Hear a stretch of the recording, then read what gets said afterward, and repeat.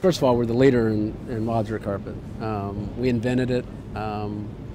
We're the biggest by a factor of 3 in the world in modular carpet, and it's becoming from a niche to a category, but Interface has always been the innovator in our space. And we originally were innovating not around sustainability through that lens, but we were innovating around how do you solve solutions for your customers and so forth. The biggest innovations that we've had in the last 8 years are around sustainability. We introduced a product with tactiles. How do you install a product without glue? That actually allowed us to get into airlines and so forth. You know, how do you get off of oil and have a recycled content and have a cheaper raw material inputs than you do with virgin? And that's our Cool Blue and reentry program. Big innovations around that. We introduced a product that was the least dematerialized product in the industry around entropy and so forth with no waste. It was how would nature make a carpet tile? Well, nature would make a carpet tile, every tile would be different. Well, guess what? That's a manufacturer's dream because you don't have to replicate it after replication, so less waste. So it's all been really around innovation. If you look at it from what would it do in the marketplace from an innovation standpoint, how many solutions will it solve with your customers? Will you innovate around that initial idea and make it cheaper than the ROI that you actually looked at the first 3 months? Yes, because you always improve on innovation ideas that are different, because you continuously improve them.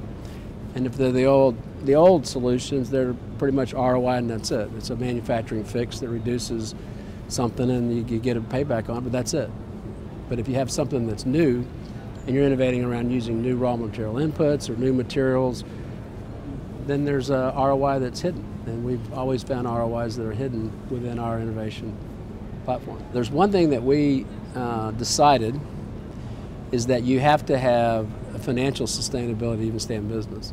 So financially, when you hear me talk about the return on those investments, we believe that we'll have a bigger return on those investments than we would traditionally have.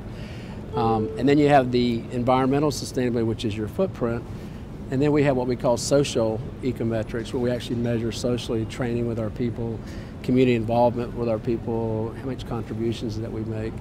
So we have a 3-legged approach to our sustainability, which is social, environmental, and financial. When we have a sales meeting, when we go into, like we went into New Orleans, we had a sales meeting.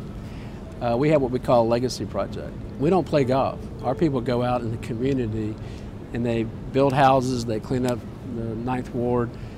They dedicate about 6 hours of their day to something in the community that we call a legacy project. And we've been doing that for 10 years.